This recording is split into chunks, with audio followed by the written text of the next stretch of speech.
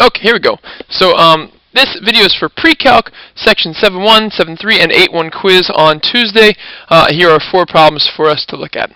This first one is a nonlinear system of equations, 2 equations, 2 unknowns. We need to solve this doing substitution.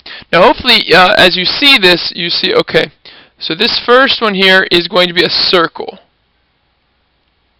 X squared plus y squared equals r squared.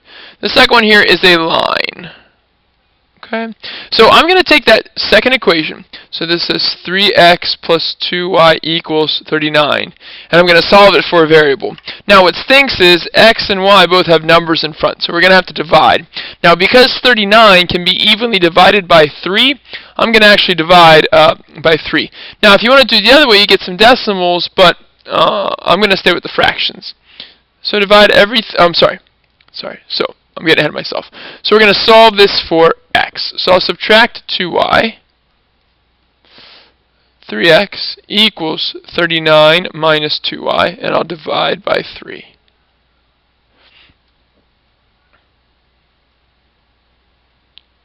Now, if you look in the circle equation, both x and y are squared. If one of those was not squared, that might lead me to solve for that variable. But because they're both squared, I got to plug it in and square it anyway, so it's not a big deal what I choose. Okay, so now I've solved for x. So now in the first equation, I'm going to replace x with this 13 minus 2/3 y. I know it's kind of ugly.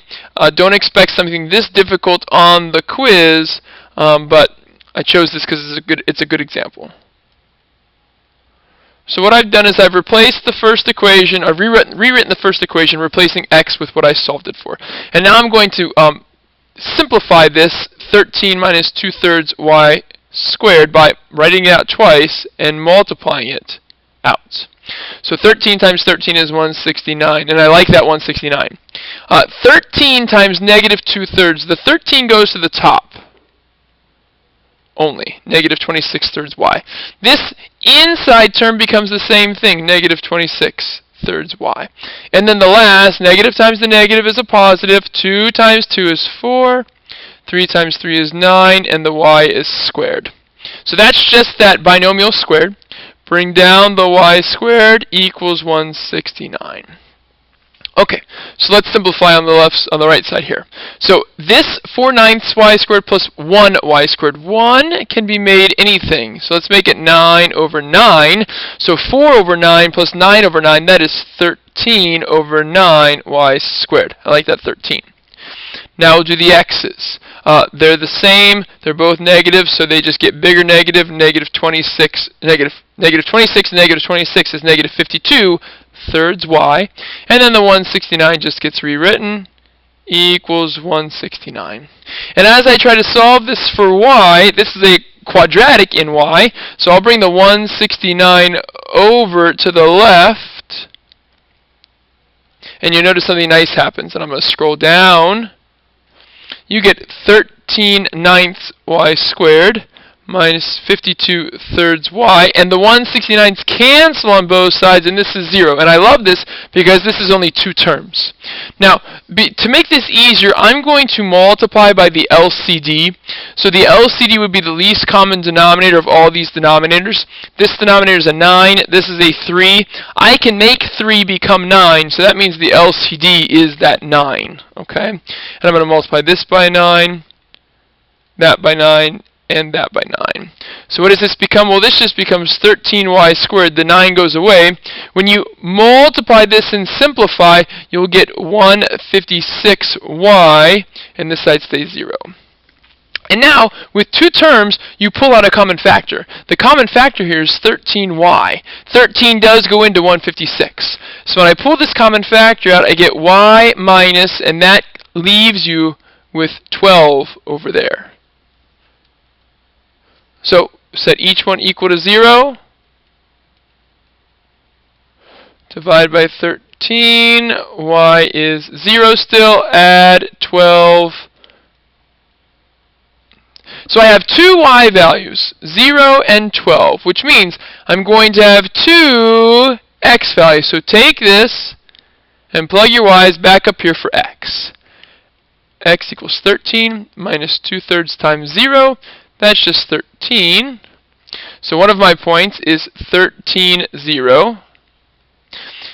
X equals 13 minus 2/3 times 12.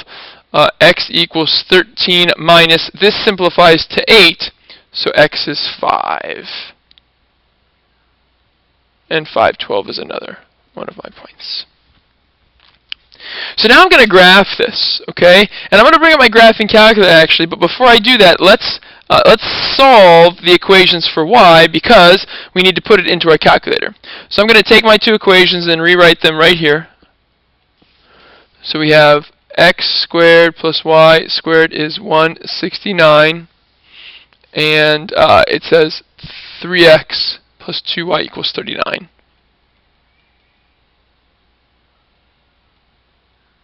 And for the first one, to solve that for to solve that for y, because I want to put on my calculator, because we're going to practice graphing. You're going to have to graph. I'm going to subtract x squared. Sorry. Hold on just a sec. So x squared plus y squared equals 169. I will subtract x squared. Y squared equals 169 minus x squared, and I'll take the square root. And remember, you get two answers, plus or minus, and the square root is not distributive, so these do not simplify. And that's going to be the upper and lower half of this circle. And then the other equation, the linear one, now we're going to solve this for y, so subtract 3x, 2y equals negative 3x plus 39 to keep it in slope-intercept form. Divide by 2 everything, negative 3/2 x plus 39 halves. Okay, and I'm going to bring my graphing calculator up here in a minute. Okay, so here's my calculator. Let me clear this, all this. Okay, so here we go. So go into y equals. All right, and we're going to plug in. So I'll do the square root of 169 minus x squared. I'll do the negative square root of 169 minus x squared. And I'll do, this one is negative 3/2, negative 3 divided by 2, x. If you want to put that, how about we put that negative 3/2 in parentheses? How about that? Negative 3 divided by 2, x plus 39/2 plus 39 divided by 2. There we go. And let's graph this real fast and see what we get. So I'm going to zoom 6 to make sure. Uh-oh. That looks like part of my circle, maybe. Oh, looks like my window's not big enough. And there's my line. So I need to change my window. So I'm just going to go 20. So just double it. So negative 20 to 20. Negative 20 to 20. That's fine. And now I'll regraph. There we go. And there's my picture. And this is what you would sketch. You would just sketch this simple picture. And that would be it. And it looks like this point right here is the 13, 0. And this point right there is the this point right here is the 13, 0. And this point right there is the 5, 12. Okay? So make sure you can use your graphing calculator to graph these as well. Alright, so I'm going to minimize this and we'll go on to the next problem. Okay. Problem 2. Here we go. We have a non-square system, and we need to put this in row echelon form or use Gaussian elimination to solve. Well, if it's non-square, then you should immediately be thinking, you know, infinite solutions, right? Infinitely many solutions. So this is where that parameter comes into play. Alright, okay. Well, first of all, let's make this say 1x. So this is going to be kind of nasty because not all these numbers are even, but I'm going to take 1/2 of the first equation. You could do this using matrices if you want to. I'm going to stay in the I'm going to stay in this form. So when I take 1/2 of the first equation, I get x plus 5/2 y minus 19/2 z equals 17. And my second equation remains the same, 3x plus 8y minus 31z equals 54. And now I want to eliminate the x, the 3x, from the second equation. So I'm going to take equation 2 and add it to, and I need that top equation to say negative 3x, so negative 3 equation 1. All right. So the first equation remains exactly the same.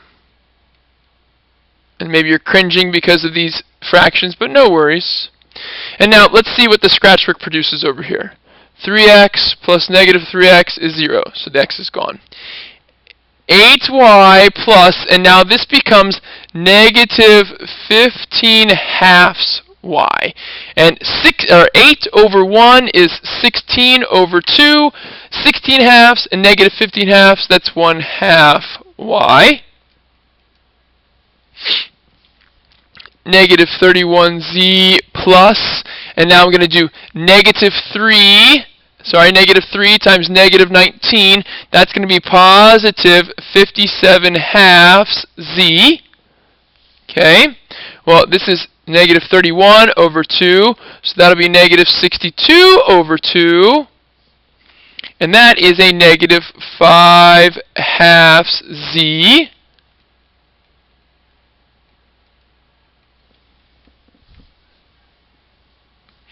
And over here, the numbers 54 plus, and negative 3 times 17 is negative 51. That's just 3.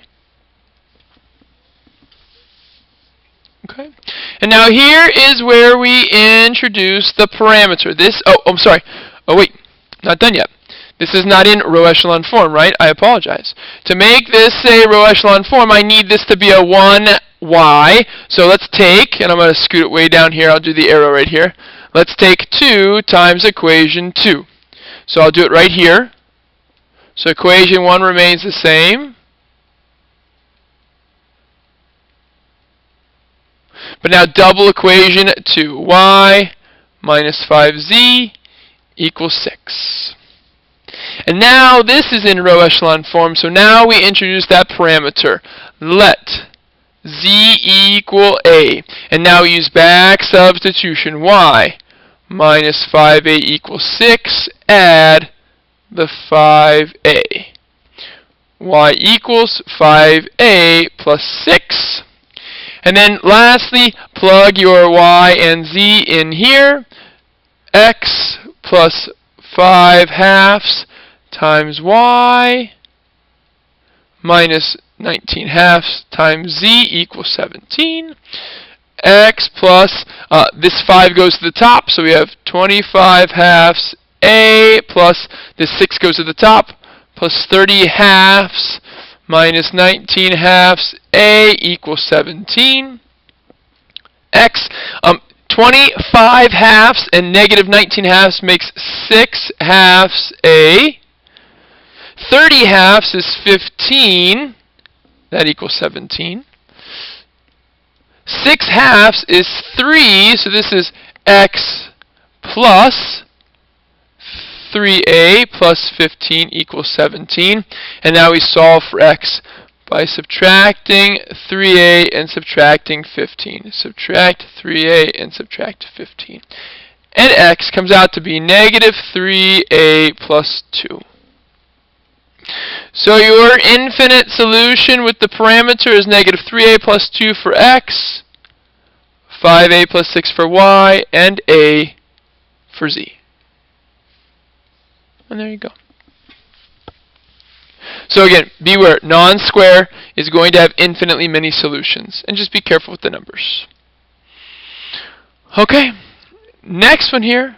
3, we're going to solve this using matrices, and we're going to put it, we're going to do Gauss-Jordan elimination, which means we're going to go all the way to reduced row echelon form. But recall that before you get to reduced row echelon form, you have to go through row echelon form. Okay. All right. So let's start with our augmented matrix. Negative 1, 1, 2, 1. 2, 3, 1, negative 2, 5, 4, 2, 4. Dot, dot, dot, dot to separate my x, y, and z's from the numbers. Okay, this does not say 1. This says negative 1, so that's my first job. Negative 1, row 1, not equation anymore. So this becomes 1, negative 1, negative 2, negative 1. And then the other two rows remain the same. 2, 3, 1, negative 2, 5, 4, 2, 4. Dot, dot, dot. Okay. Alright, so next, what will I do? Well, I need my zeros in the first entry of the second row and the first entry of the third row. So let's take row 2 and add to it negative 2, row 1. Row 1 remains the same. And now let's see what happens here. Well, this would be 2 plus negative 2. That's 0. This would be 3 plus 2. That's 5. This would be 1 plus 4. That's 5. This would be negative 2 plus 2. That's 0. And now the bottom row. I need the first entry to be a 0, so take row 3 and add negative 5, row 1. 5 minus 5 is 0. 4 plus 5 is 9. 2 plus 10 is 12. And 4 plus 5 is 9.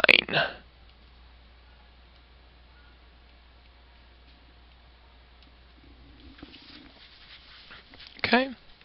Alright, so now I have the 1, 0, 0. So now I want to make this 5 become a 1. So let's take 1/5 of row 2. So what does this come out to be? I'll slide over. Go ahead and do it here. So row 1 remains the same. Row 2, everything becomes 1/5. So that becomes a 5. That becomes a 5. The zeros remain the same. And the last equation doesn't change. Dot, dot, dot. Okay. And now I want to make this second entry in the third row go away. So take row 3 and add to it negative 9, row 2. First row remains the same. Second row remains the same. Third row, 0 plus 0 is 0. 9 minus 9 is 0. 12 minus 9 is 3. And 9 plus 0 is 9. Now, I want to make this 3 become a 1, so let's take 1/3, row 3. 1, negative 1, negative 2, negative 1, 0, 1, 1, 0, 0, 0, and then 1/3 of 3 is 1, and 1/3 of 9 is 3. And there's my row echelon form matrix. So I could use back substitution to find your x, y, and z. But notice that z is 3. Okay. All right. And now what I need to do is I need to make the numbers that are not in the diagonal. See these ones? They're good. And these 3 zeros are good. But it's now these numbers that must change. And we first start with that negative 1. To make that negative 1 disappear, I'm going to take row 1, and I'm going to just simply add row 2. Notice this says negative 1, that says positive 1. They will cancel out. So simply add row 2. So row 1 changes. 1 plus 0 is 1. Negative 1 plus 1 is 0. Negative 2 plus 1 is negative 1. Negative 1 plus 0 is negative 1. The second row remains the same. The third row remains the same. And now I need to get rid of the negative 1 here and the 1 there. And I'm going to use row 3 with row 1 and row 2. So take row 1 and just simply add row 3. Because again, negative 1, positive 1, they'll cancel. 1 plus 0 is 1. 0 plus 0 is 0. Negative 1 plus 1 is 0. And negative 1 plus 3 is 2. Second row, I'm going to take, and again, this time I need to multiply the third row by negative 1. But I'll add the third row multiplied by negative 1. 0 plus 0 is 0. 1 plus 0 is 0. 1 plus 0 is 1. 1 minus 1 is 0, and 0 minus 3 is negative 3. And now the third row remains the same. 0, 0, 1, 3. And there is your solution. This is your reduced row echelon form. So I know that z is 3, y is negative 3, and x is 2. And my solution is 2, negative 3, 3. Okay, there we go. All right, good. Okay, so again, this is the hardest it'll be on the test. This type of problem. So if you can do this, feel confident. Okay. All right, one more. Okay, this is a word problem. We're going to use our calculator to do this, but we need to create the equation first, or the equations. So it says a small corporation borrowed $775,000 to expand its clothing line. Some money was borrowed at 8%, 9%, and 10%. So there's my three variables. How much money was borrowed at each rate if the annual interest owed is $67,500 and the amount borrowed at 8% was 4 times the amount borrowed at 10%? Okay. All right, so we have three variables. X, Y, Z. X is the amount or the money at 8%. Y is the money at 9%. And Z is the money at 10%. Okay. So what are my three equations? Well, the first one involves the total borrowed. That would be X plus Y plus Z equals 775,000. Let's let the second equation be the interest. So you take the interest rate as a decimal times the amount borrowed.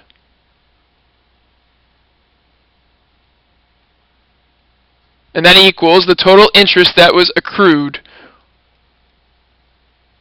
Okay? So it's just simply the interest rate times the amount borrowed. And then lastly, this algebra, right? And the amount borrowed at 8% was 4 times the amount borrowed at 10%. The amount borrowed at 8%, that's X, is equals 4 times the amount borrowed at 10%, and that's Z. Okay? So there's your three equations. Now, this is a system. However, it's not in the form to put it into our calculator yet because this bottom equation. We need to subtract 4z from both sides to make this equation x minus 4z equals 0. And now let's use this system, these three equations. So let's write out our augmented matrix here, and then we'll plug it in, and we'll put it in reduced row echelon form and row echelon form. Okay? All right, so the augmented matrix right here. 1, 1, 1, 775,000. 0.08, 0.09, 0.10, 67500. And then the bottom one. X is 1, there is no Y, Z is negative 4, and the number is 0. Dot, dot, dot. There's the close. Okay, and let's bring up our calculator again. Alright, and let's review the steps. Okay, so let me clear this. Okay, so remember, we go second, matrix. Go over to edit. We're going to edit matrix A, press enter, change it to a 3-row by 4-column matrix. And enter your numbers. Make sure you press enter each time. 1, enter. 1, enter. 1, enter. 775,000, enter. Okay, each time. I'll do it silently now.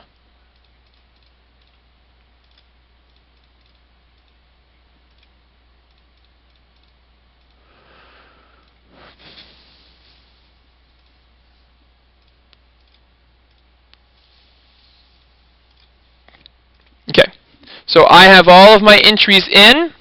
So hopefully you're there too. If not, pause. So now we're going to go second quit to get out of there. And now we go back into matrix, and I want to do some math, right? And let's do row echelon form first. So that's REF.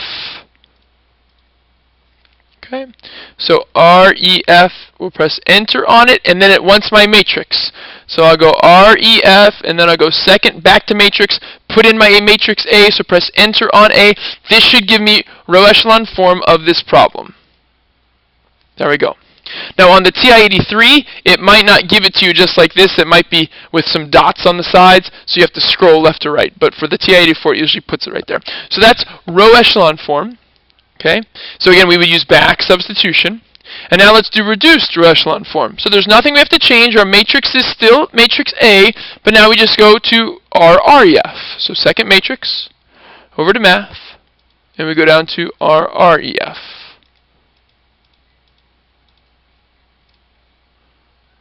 Second matrix, put in that matrix A, and there we go. And there would be your solutions, right? So you would answer this word problem. So that's your reduced row echelon form. So the amount borrowed at 10%, or so 8% is the first column, 9% is the second column, 10% is the third column. So if I'm going to answer this question, so 300,000, 400,000, 75,000. So I would say 300,000 at 8%, 400,000 at 9%, and 75,000 at 10%. There we go. Okay. So hopefully this video helped, and you are way prepared for Tuesday's quiz. I expect good grades as long as you can get the by hand stuff down. I expect there should be no problem. Okay. Thanks for watching, and we'll see you on Tuesday.